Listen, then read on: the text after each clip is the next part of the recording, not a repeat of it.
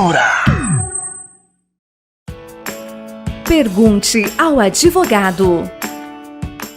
A pandemia do novo coronavírus está fazendo o mundo atravessar uma fase de incertezas, onde já é possível vislumbrar um cenário de recessão econômica. Diante dessa triste realidade, que a curto ou longo prazo afetará a todos, muitos se questionam acerca das obrigações contratuais. No quadro Pergunte ao Advogado de hoje, nós vamos conversar com a advogada doutora Cássia Rodrigues, que vai tirar as nossas dúvidas, primeiramente, sobre as obrigações contratuais. Cássia, qual é a orientação para as pessoas que assumiram contratos durante a pandemia, mas não puderam cumprir? Bom, em primeiro lugar, e de modo geral, a gente deve lembrar que as obrigações contratuais, elas devem ser cumpridas, né? Sob pena de multa e de juros. No entanto, o ano passado a gente teve uma lei aprovada, a Lei de Liberdade Econômica, que ela presume que os contratos são justos, né? Por isso que ele deve ser cumprido. No entanto, como a gente está passando essa fase agora de pandemia, tem algumas coisas que devem ser levadas em consideração. Os contratos, eles são baseados na boa-fé, né? São regidos por vários princípios. O princípio da dignidade da pessoa humana, da solidariedade, da boa-fé objetiva, o dever de cooperação, a lealdade contratual. Então, juntando todos esses princípios, entende-se que se você não cumpriu, né, ou a outra parte não cumpriu esse contrato, ele vai ser penalizado, que normalmente são os juros e as multas.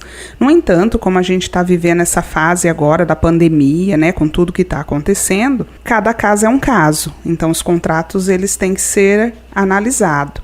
Se a pessoa realmente não pagou porque ela não conseguiu, ela deixou de ganhar, né? Tudo vai ter que ser analisado, estudado caso a caso. Quem estiver passando por problemas desse tipo, que não conseguiu cumprir com as obrigações, com os seus contratos, que ele procure a parte, né, com quem ele fez, né, esse contrato e tente a conciliação, conversar, negociar, renegociar a dívida. E, no caso de não conseguir, né, ter essa conciliação entre as partes, que ele procure um advogado da sua confiança. Caso não consiga uma conciliação extrajudicial, aí vai ser preciso uma demanda judicial. Mas é importante salientar que é mais demorado, né? O judiciário está lotado de demandas por conta da pandemia e, além disso, o custo é maior do que você tentar conciliar.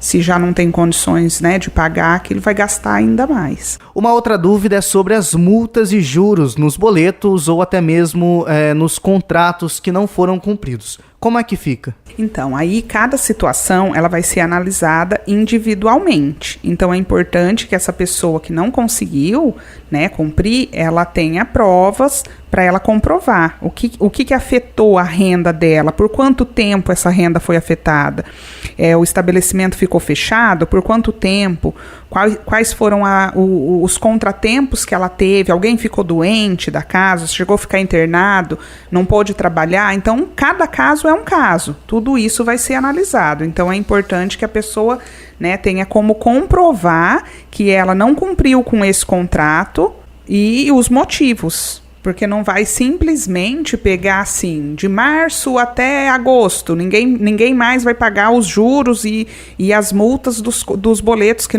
não foram pagos. Não é assim que funciona. Então, cada caso vai ser um caso.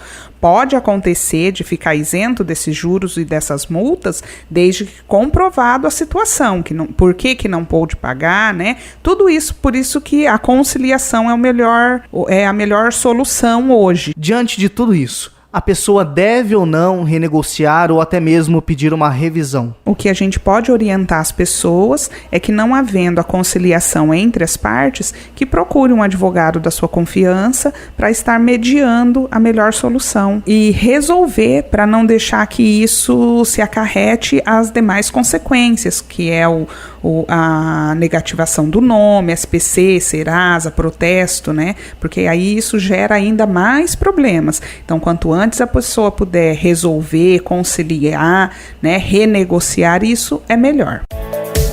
Pergunte ao advogado. Ainda na pauta coronavírus, várias medidas estão sendo geradas pelos governos em território nacional com o objetivo de diminuir os seus efeitos, com a finalidade de preservar a saúde e a vida da população. Uma delas é o isolamento social. Entretanto, nesse cenário, a convivência dos filhos de pais separados pode ser prejudicada, surgindo implicações imediatas dessa realidade nas relações familiares. Doutora Cássia, como ficam as visitas de filhos de pais separados durante a pandemia? Bom, o Estatuto da Criança e do Adolescente, ele tem o princípio do melhor interesse da criança. Então, é importante a gente deixar exposto que a convivência familiar ela é extremamente importante e, a princípio, ela deve ser preservada. Mas a gente já está vendo decisões judiciais onde é analisado o interesse da criança, né? Que garanta e proteja a saúde da criança.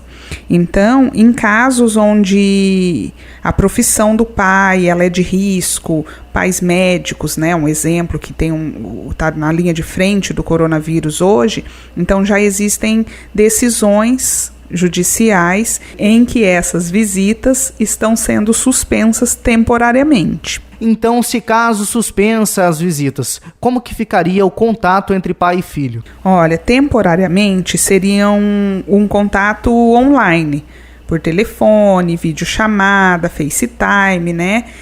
Pelas redes sociais mesmo. Doutora, mesmo com a pandemia, os processos de guarda ainda estão em andamento?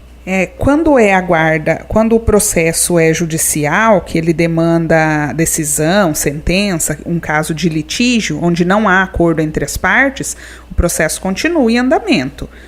Em alguns casos vão ser realizadas audiências online, e nos casos onde existe acordo entre as partes, que pode ser feito extrajudicialmente, né, o caso da guarda consensual, eles podem procurar um advogado de confiança para ter orientação, pode ser feito no próprio escritório e homologado depois no sistema judicial. A nossa conversa de hoje foi com a advogada Cássia Rodrigues, que nos explicou sobre obrigações contratuais e também a visita de filhos de pais separados durante a pandemia. Pergunte ao advogado. Cultura.